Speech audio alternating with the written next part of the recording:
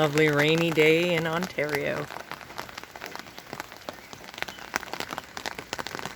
I love the sound of thunder. Anybody else enjoy the sound of thunder like I do? Show off my garden. Ooh.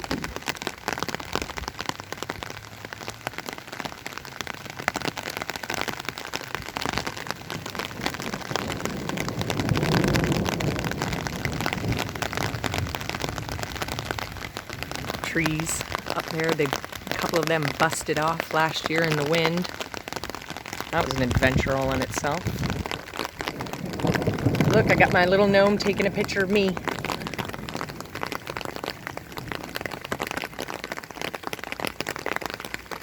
My angels.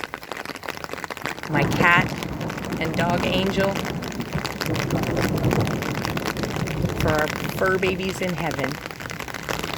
Well, hopefully you're staying dry. I'm not. I'm soaked now. So, till next time.